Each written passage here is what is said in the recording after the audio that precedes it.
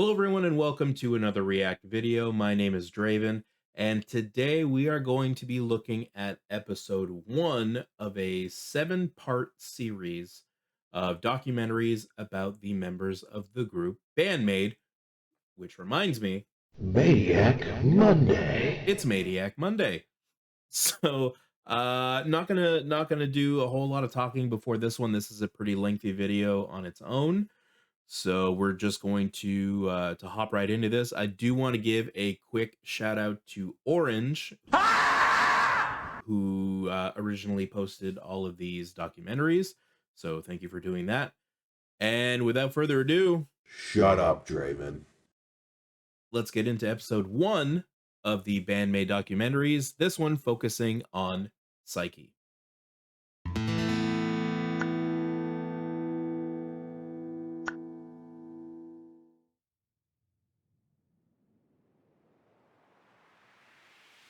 Welcome to Kofu, the capital city of Yamanashi Prefecture, where Saiki was born on February 8th. Known for its proximity to Mount Fuji and its grapes and wines, Yamanashi is mostly covered by forests. This is the beautiful landscape where Saiki spent her childhood with her mother and stepfather as her parents are divorced. Her mother was born and raised in Osaka, and Saiki describes her as a person who doesn't hold anything back and could be very aggressive. Her stepfather wasn't really a father figure in Saiki's education, as her mother took responsibility for this role as well. Saiki was a very shy child who couldn't leave her mother's knees but forced herself to go to school anyway. As her mother loved to drink with her friends, Saiki spent a lot of time in bars called izakaya, a snack bar in Japan where you can drink a lot and talk loud. Try to picture a shy young girl eating dinner in the middle of a group of her mother's friends while they drank alcohol. All right, just a quick heads up here because it just happened. You probably noticed the cut right there. This video, like I said, is quite long. It's about a half hour long. So there are going to be ads kind of strewn across the timeline here. So anytime an ad does come across, don't worry. Thought Bubble Draven will let you know that it's coming up and there's going to be a cut coming soon. So don't be jarred. I'm probably going to rewind like 3 to 5 seconds. So you're going to hear the same thing twice a couple of times, but it's just so that I can keep the flow going for myself when those ads hit. So thank you. Japan, where you can drink a lot and talk loud. Try to picture a shy young girl eating dinner in the middle of a group of her mother's friends while they drank alcohol. Saiki had a very funny and lively childhood. She spent a lot of time singing at the karaoke, as her mother kept asking her to sing various types of songs. Songs to cry to, like Nada So So by Rimi Natsukawa,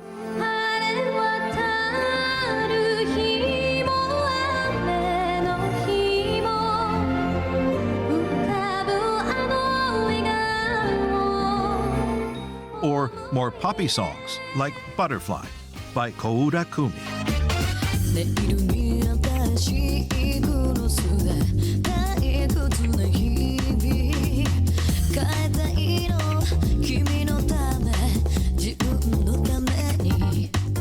At first, Saiki sang because she was asked to. But after being praised by her mother and her friends, Saiki kept singing again and again, learning more songs and listening to different types of music.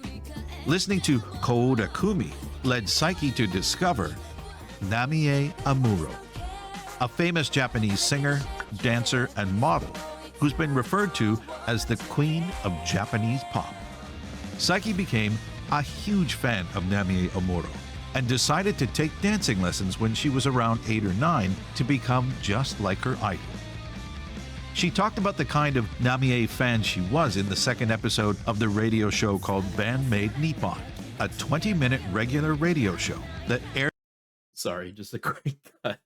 I just thought it was funny that the narrator mentioned that, oh, she took dance lessons to imitate her idol, and it's just showing her, like, just kinda, like, bouncing, like, a little bit, like, no real dance moves or anything, she's just kinda like, "Da, da, da, da, da, da, da." It's like I don't know, it's just weird timing on saying, like, "Yeah, she took dance lessons," and just does the same thing that any any regular Joe could do. Sorry. I just thought that was funny. Aired during the pandemic on Nippon Broadcasting System, a sister company of Band-Maid's label Pony Canyon. 私の人生を変えた一曲は安室奈美恵さんの「ファンキータウン」です。ああ、もうね、はい、サイちゃんといえばっていうぐらいこそうだね。うね安室奈美恵さん大好きだったね。大好き。もうだって私の神様だと思っています。すごかったんだから何安室さんが引退を発表した時恥ずかしい。もう忘れられないあれはバンドメイドのツアー直前のゲネ最終の投資リハーサルみたいなのをやってる時に、お昼のニュースかなんかで確か流れたんですよね。で練習というかリハーサル中のちょっとした休憩の合間時間に、そのニュースを見たサイちゃんは椅子普通に座ってたのに崩れ落ちたからね。座ってたのにね。座ってたのに立ってたわけじゃないのに崩れ落ちて叫んだから。叫んだ。みんなで「どうしたの?」ってめっちゃ嘘だーってそうちょっともうやば半泣きなんですかね。で泣いてた。で泣こうよごめんなさいもう今日はできませんってやったよ。やったけどね。やったけど一旦もうちょっと私今日はもうできないですって10なっちゃうぐらい分は休ませてもらった。そうだね。ちょっと一旦それでがっつり休憩にしましょうってちょっと気持ちの整理させてください。もう本当に崩れ落ちてたとね。そうぐらい好きなんです。安室奈美恵さんのことが。はい。Saiki So am I understanding right? Because there was a lot going on and a lot of text to read. She was sitting in a chair and then just fell over. Is that is that what I'm understanding during a rehearsal? She was just sat in a chair and fell. That's like falling when you're walking up the stairs. It's such an awkward feeling. Saiki's mother often asked her to audition, but at that time, Saiki thought it would be impossible for her to pass an audition and actually become someone who can sing and dance like her idol, Namie Amuro. And then one special day, on her birthday, Saiki asked to go to Tokyo to take a look at life in the big city.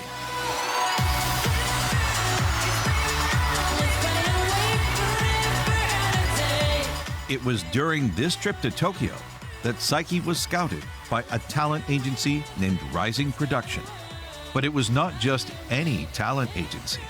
Rising Production also managed Namie Amuro. At first, Saiki worked as a model. You can see pictures from a photo shoot she did with Jimmy Ming Shum in November 2012. Then, she was asked about what she would like to do. Of course, Saiki brought up singing. So, she took singing lessons. The agency also asked her about acting lessons, and even though she wasn't really interested in acting, she agreed in order to have more opportunity in the future. When she was in high school, Saiki traveled between Yamanashi and Tokyo on the weekend for her singing lessons. She was on the right path to become a professional singer and dancer.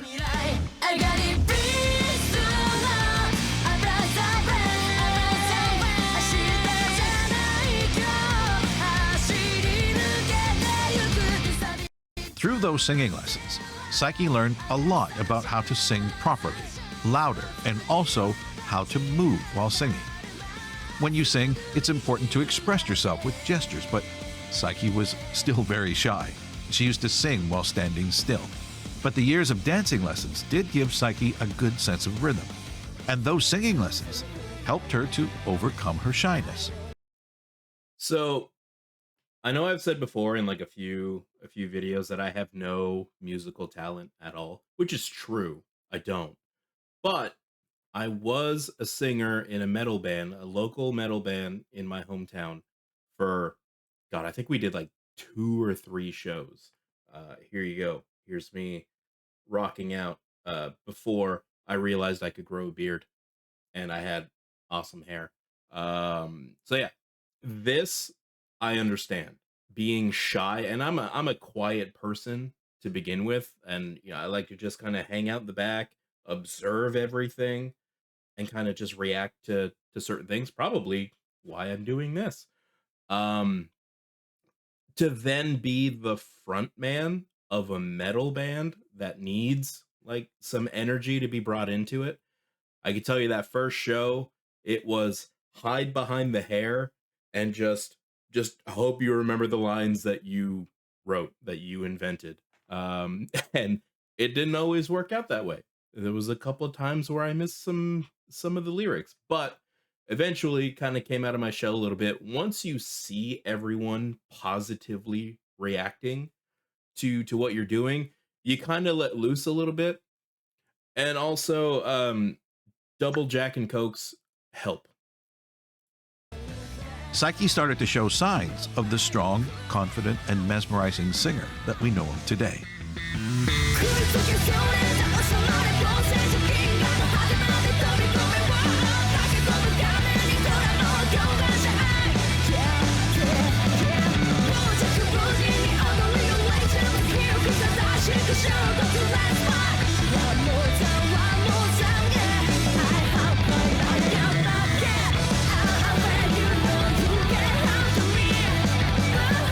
A lot happened in Saiki's life since her trip to Tokyo. After joining Rising Production, Saiki was scouted by Platinum Passport during one of her singing lessons. This is when she decided to move to Tokyo to focus on her career. Saiki appeared briefly in a commercial for Taisho Pharmaceutical. You can also see her dancing in a music video for the singer May J. Saiki was an actress in the B team of Go Jet Go Go Zero, a musical comedy where she played the role of Meg, the sister of the lead character. She was in the cast between June 26th and July 3rd, 2013. That's not all. Between August 13th and 19th, Saiki performed in a play called Night of the Blue Moon, where she had the role of a nurse. For someone who didn't want to act, Saiki has always been a fan of trains, which is pretty common in Japan. She likes to take photos and visit museums like the Kyoto Railway Museum, where she went in 2016. Saiki considers herself amongst the photographers when it comes to talk about train enthusiasts. sorry, I need to cut in here because have you seen the dude on social media who he's a British chap and he gets way too excited about trains? It's hilarious. Please check it out. There is also something else that's very present in Saiki's daily life. And it's the only other topic you can see on her X account. The Japanese baseball team, Hanshin Tigers. Saiki is a huge fan of this team, and she's supported them for a long time. She reposts every victory, and sometimes she just posts about them. She even talked about the Hanshin Tigers on the radio with a show she hosted with Miku in 2021. 2025年にですね、阪神タイガースの2軍の本拠地が現在の鳴尾浜球場から小田南公園へと移転されます。知ってました？知らなかったです。メイン球場は3階建てで、おすごい。客席は約3600席。内野は黒土、外野は天然芝です。頑張れ阪神タイガースという私の気持ちです。なるほど、お気持ちありがとうございます。はい。You guys weren't kidding that Miku says po a lot. Wow. If you really follow Saiki on Instagram, you know that she loves taking photos, where she poses with various types of clothes, along with photos of her shoes and nails. Talking about shoes, you can find videos of Saiki showing a room full of sneakers in a series called Maid's Room, available for Omeisu-sama members. Saiki is also one of the main models when it comes to feature Band-Maid clothes for the official website.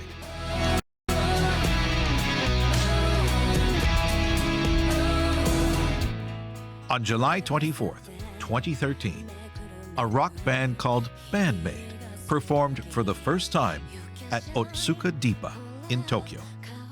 This band consisted of 4 members: Konami on guitar, Akane on drums, Misa on bass, and Kabato Miku, the founder of the band, on vocals.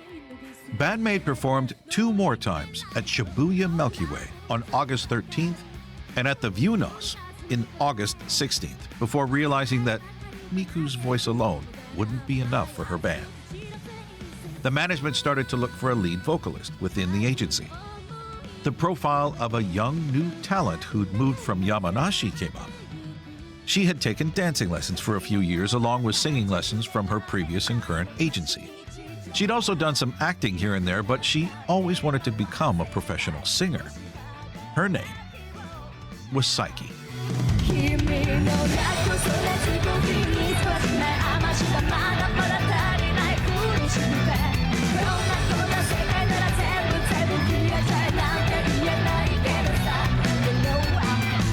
Saiki was first contacted because her profile fit what the band was looking for.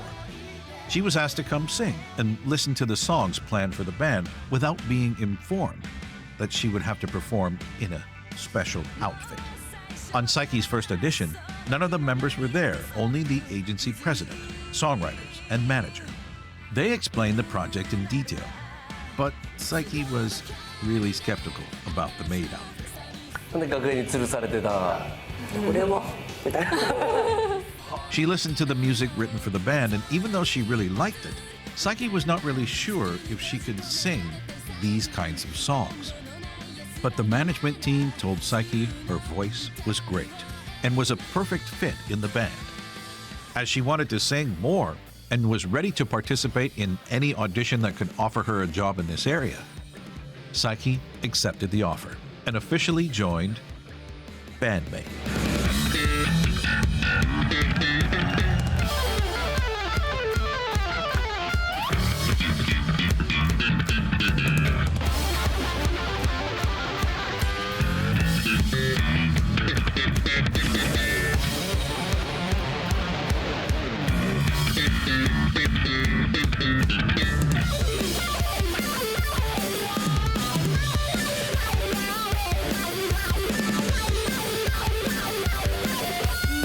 Saiki I'm reviewing that song. You better believe it. still had to meet the other 4 members, but she didn't meet them all at once. 4人同時じゃなくて徐々に会っていく感じだったんですけど、最初は茜だったかな。彼女についてはとにかく明るい人という印象で、すごく明るくて素敵と思いましたね。なんで最初に茜と会ったかというと、私の最初の衣装を作ることになった時、当時はみんなと似たようなメイド服の衣装だったんですけど、彼女の衣装を元に作るのがバランス的にいいだろうということになったみたいで、お互い身長も一緒だし体重も近かったので、一回これを着てみてみたいな感じで、まず茜の衣装を着てみたんです。 What a beautiful language. I wish I could speak Japanese. And I mean, I could learn, you know, anyone can learn. It's just a beautiful language.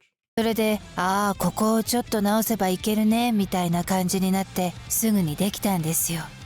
ただ私その時点ではまだそれがメイド服だって分かってなかったんです。というかエプロンとか小物がないとただの黒いワンピースに見えるわけですよ。しかも袖がない、いわゆる可愛い感じの衣装じゃなかったんですね。ただなんかフレアの幅が広いよなぐらいには思ってましたけどそして後日衣装ができたら付属品みたいなのがいろいろついてきて、それをつけてみたらおおメイド服やんと気づいて、そこで改めて小鳩とか金網の衣装を見て、ああバンドメイドのメイドってそれなのねってようやく理解したんですそれはどうあれ、とにかく茜の第一印象はいろいろ親切にしてくれる明るいお姉さんでした。次に会ったのがミサで、彼女とはなんとなく気が合うんだろうなみたいな感じがして、好きそうなものが似てそうだよなと思いました。初めて会ったのは5人での初お給仕の前日、スタジオでのリハーサルの時でした。そこでみんなと「はじめまして、よろしくお願いします」みたいな。その時の休憩時間にミサと話したのかな。彼女は人見知りなんだろうなってすぐ分かりました。自分と似た匂いを感じたからなんですけどだからなかなか会話が始まらないんです。茜の場合はすごく気を使ってくれるというか、人見知りを察知するのが早いんです。だからすぐに話を振ってくれるんですよ。放っておくと私は喋らないから、最近はどう思うみたいに、本当に優しい人だなと思いましたね。そしてミサに対しては、この人もめちゃくちゃ人見知りだ、気持ちはわかるぞと初対面の時はちょっとした挨拶程度だったんですよ。お疲れ様ですみたいな話をしたのはレコーディングの時だったんですけど、私にとってはスタジオ見学のようなものだったので、ああレコーディングってそうやるんですねとか話していた気がします。第一印象としては目の大きな人だなってしばらくするととても真面目できちんとした人なんだなと気づかされました。何かの時にさようでございますかって言葉が聞こえてきて、そんな言葉遣いする人これまで私の周りにはいなかったぞと、めちゃくちゃ丁寧な感じで働き慣れてる人みたいなイメージがありました。社会人っぽいというか、真面目な学校に通ってたのかしらという印象でしたね。初めて会ったのはそのリハーサルスタジオの時なんですよね、きっと。私が正確に覚えてないだけかもしれないけど実際本当に私が覚えてないだけみたいで、去年本人からその前に佐伯を見てるよって言われて怖っと思って知らないうちに影からオーディションされてたんだって、マネージャーと一緒にちらっと見に行ったことはあったんだよと。そりゃそうですよね、身なりぐらいは見ておかないと。私的にはお給仕前日のスタジオで会った時が初遭遇だったんですけど、その時はなんかちっちゃい子が来たなと思って、これまた私の学校にはいなかったタイプだなとその時点で思いましたもん。何この5人ってなんでここにこの5人が集まってるのって最初から疑問でした。今も疑問最初小鳩に対してはキャラ強って思いましたね。濃ゆいなこの人、独自のキャラがもうすでにあるって。他の3人についても癖強めというか濃いめだとは思っていて、でも同時に私自身はもっとそう見られているんだろうなと思っていたので、最近になってそのことを言いました。絶対そう思ってたでしょってみんな素直に認めてましたマジで無理って思ったとか言ってましたね、小鳩は。マジでどうしようって悩んだよってThese 5 members are really unique and really different, but they all became very close friends over the years. Although, it was not that easy for Saiki.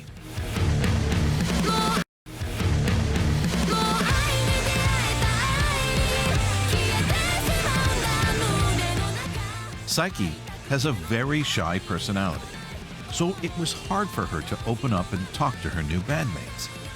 From the beginning, Akane already knew Konami and Misa, so there was a connection between those three. Miku, being very friendly and sociable, had no trouble fitting in with the new trio. But when Saiki joined Band-Maid, the other 4 had already performed live and spent time together. So for someone as timid as Saiki, it took a while to fit in. She gave her opinion when asked, but the communication was very limited during the first months. Saiki also had a lot to learn as a lead singer, as she had no experience when it came to concert setup or even singing on stage with a band.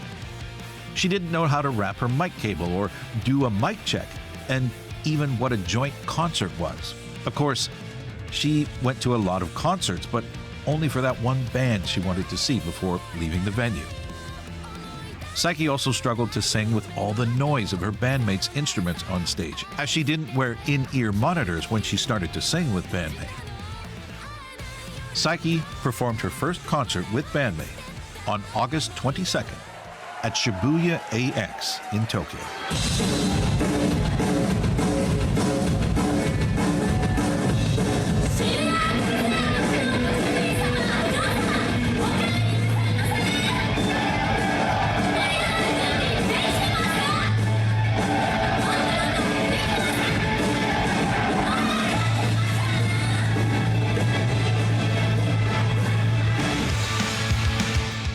Right after this concert, Saiki got rid of the apron that was attached.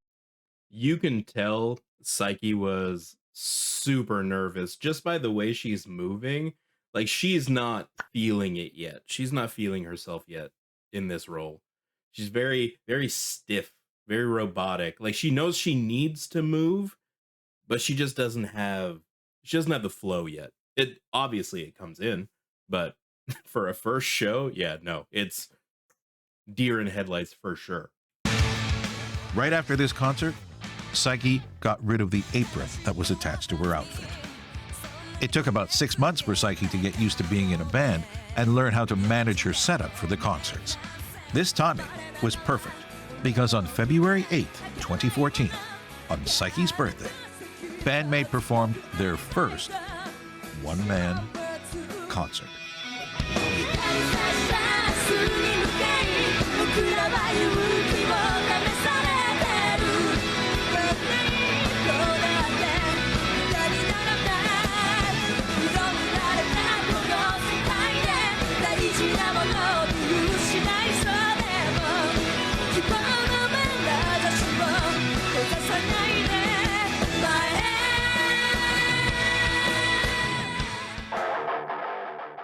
After the success of Thrill, Band-Maid played more concerts, and Saiki found herself singing more than she was prepared for.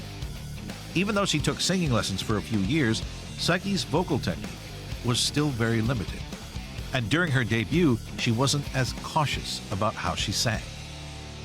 Around the time Band-Maid recorded Alone, Saiki was being helped by a vocal coach to improve her singing skills, but it was already too late. Between 2015 and 2017, her throat suffered to the point where her voice became half as powerful as it was when she joined Band-Maid. At one point, she couldn't even record an entire song the same day. She had to rest a few days between takes to ensure that she didn't lose her voice for good, even forced to speak in whispers for a while, and used her voice only for singing. Terrified by the idea of having to rely on surgery, she tried everything to avoid it. But So, in my limited time singing, I know this because I had to record a bunch of songs. And when you're just like "Rah, rah, rah, rah, rah," the entire time, I'm not going to do it. I'll blow your eardrums out. But when you're screaming that hard, that long, and obviously Psyche is not doing crazy metal growls because that's all happening in here, and it doesn't actually hurt if you know what you're doing. It just sounds like it does. But if you don't know what you're doing, it sucks. And like, I didn't know what I was doing at first. It was just me and a bunch of buddies having a good time. And yeah, it sucked. And the part I don't like that they mention here is that she was speaking like in whispers whenever she had like downtime. Don't ever do that. You know, like I'm not a doctor, don't listen to me.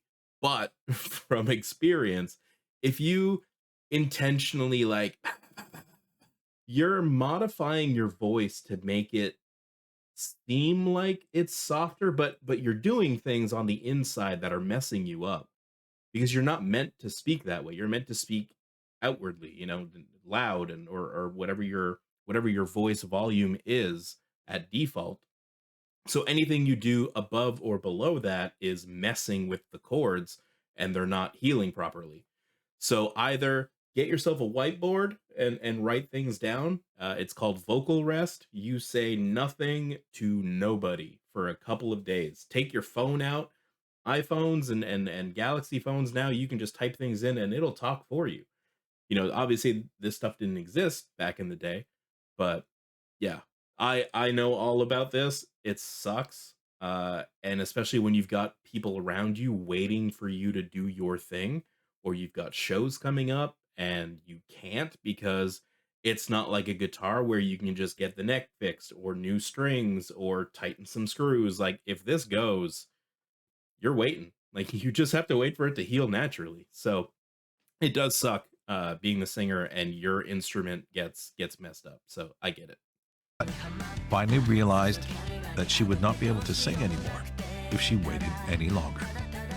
In the summer of 2017, she finally gathered her courage and went through with vocal cord polyp surgery.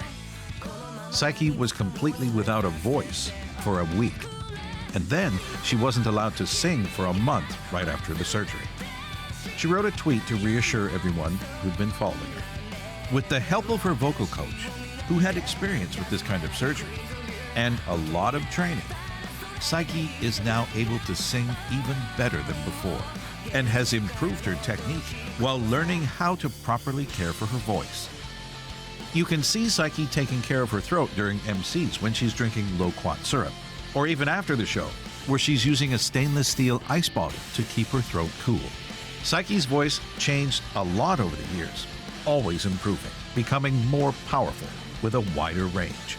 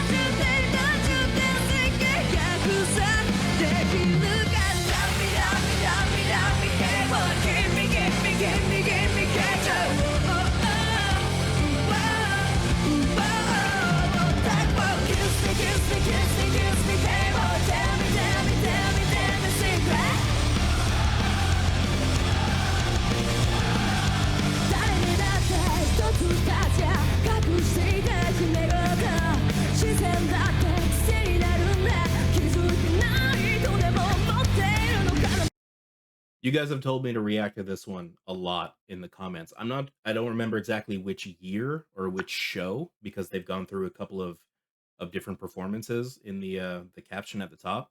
But this is definitely one that you've told me to react to. It's on the list. Don't you worry. So yeah, I like the sound of this one. So it's gonna go up on the priority list for sure.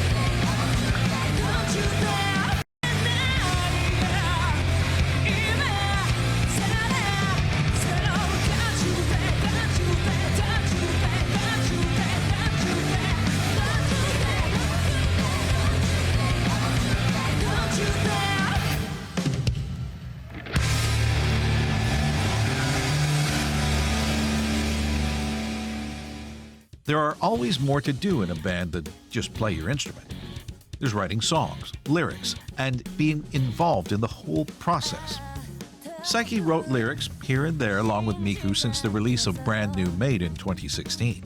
But she's started to write more by herself, as she's the one who's credited for lyrics on Corellium.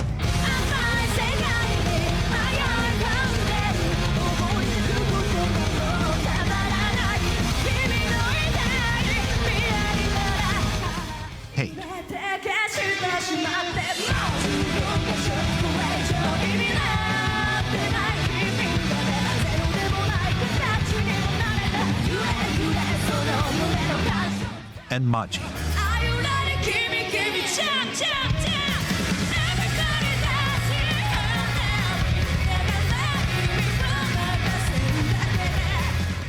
Saiki actively participates in other activities around Band-Maid, like helping design clothes and giving ideas for the covers of Band-Maid CDs.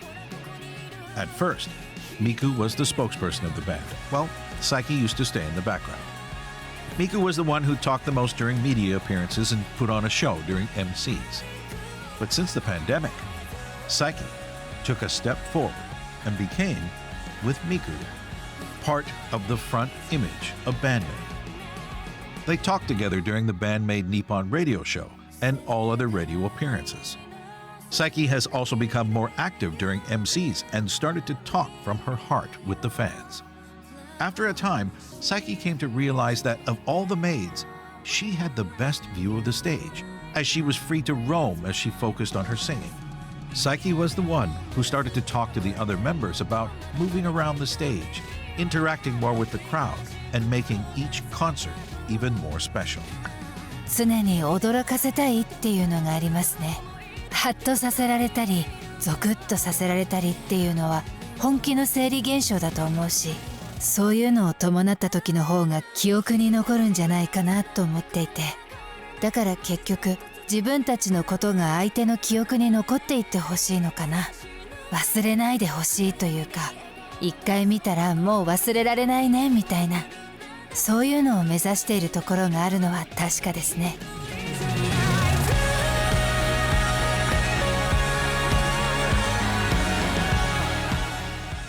Saiki changed a lot with Band-Maid, compared with the shy girl she was when she visited Tokyo for the first time.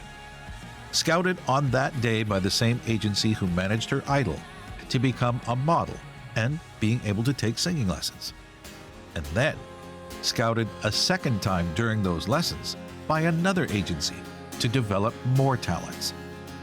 Saiki performed in a few plays to end up joining an all-female rock band, playing songs far from her repertoire in an outfit that she never really liked. She had to learn everything from scratch to move towards her goal of becoming a professional musician. This shy young girl, who never thought that she could sing and dance for a living, became a confident, talented lead singer with an insane stage presence.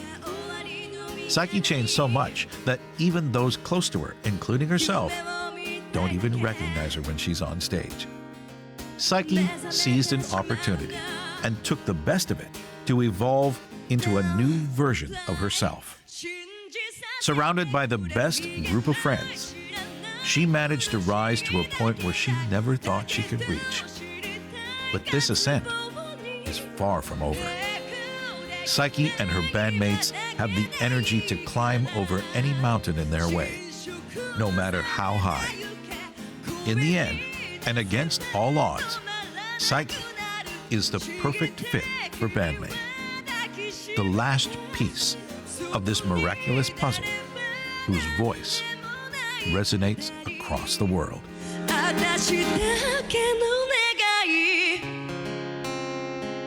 崩れてくパズル満たせない記憶瞳閉じてまた君に落ちてく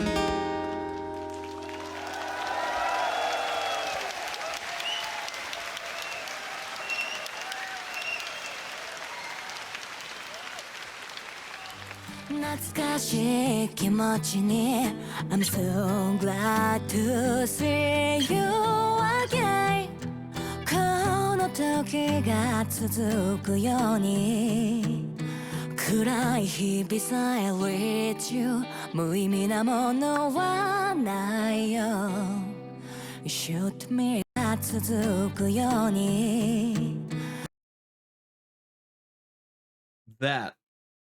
That's interesting.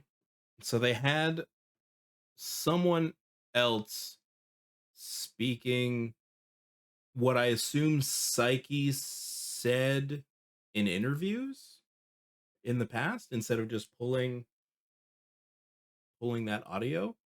That's interesting. 暗い日々さえ with you 無意味なものはないよ You shoot me down last night I feel my heart living with you love You love me 言葉にできない We don't surrender 溢れ出す想いを集めて空に行く All right, I wanted to let that play out just because someone in the comments is going to say, wait, you missed the last 4 seconds of that outro song. How dare you? So I didn't want that to happen. And also it was a beautiful song. So let's let that play out. That was a very cool introduction to Psyche. I knew very little about her before today. Now I know a slight bit more about her after today. It's interesting how the girl that didn't want to act ended up acting, didn't necessarily jive with the type of music that Band-Maid was putting out, is now their singer. Wasn't necessarily a fan of the outfits, and because she stuck it out, they were able to, or she was able to modify the original idea for the maid outfit into something that I only can assume she is a lot more comfortable with.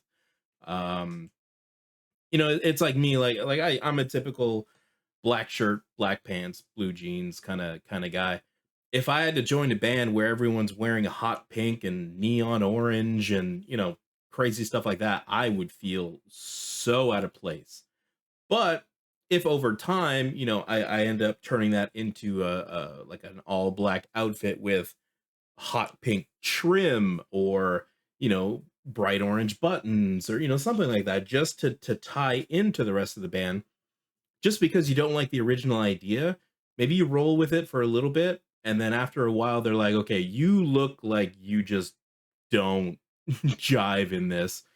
How can we make you comfortable but still keep you a part of the theme? And I feel like that's what they did with Psyche here, because she dropped the apron and then she replaced it with what looks like a sewn in apron but also black, and so she still got the maid look, but it's not typical maid outfit. Like when you think of like a French maid outfit or like a maid outfit, it looks like what Miku wears, black with the white and the little hats and little frilly things all over the place. But Akane's got more of like a funeral maid thing going on, and but it still works with the theme of the band, and it gives everyone their own kind of individuality, which is very cool.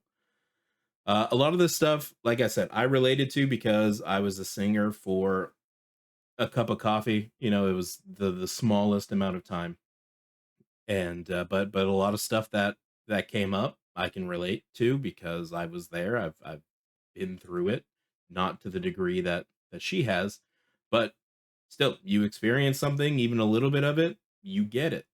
So it was cool to, no, not cool to see that she had those struggles. Obviously, you don't want anyone to struggle in life, but it was cool that she overcame those struggles, even going through them, because I know how it feels to go through them, and they suck. But for her to come out on the other side better than she was before, a lot of times people get surgeries done and they kind of regress a little bit. They can't go as hard as they used to. Um, in her case, she's pushing harder. She's doing more, which is great. So that was very cool. I'm glad I checked this out with you guys today on this Monday. Orange, thank you again for putting this together. I saw in the credits there that the script was written by Orange, which is very cool, and they are who uploaded this to YouTube. So it was very cool to watch that. And at this point, I'm going to ask you to like the video, subscribe to the channel if you feel like I deserve it, and most importantly, head down into the comments. Let me know what you thought. If this is your first, your 47th, or your 10 millionth time watching this documentary, how did it go? Did I hit some points? Did I miss some points? Let me know in the comments what you think. Also, take a peek down in the description. We have a bunch of social links in there. we are completely revamping our Discord server. There's going to be a lot of cool stuff going on in there. There's going to be um, portions where you guys, if you decide to join the Discord, are going to be included possibly in future videos, in future projects. We're going to have uh, kind of private things for the Discord server on occasion. And yeah, just another place for people to gather and talk about either Bandmade or any other musical interests you might have, any other band, any other uh reaction videos that we do, things like that. We're trying to make it a fun community based kind of Discord server. And I've gone on way too long about this thing. I'm gonna let you get on with your day, and as always, we'll see you at the next one.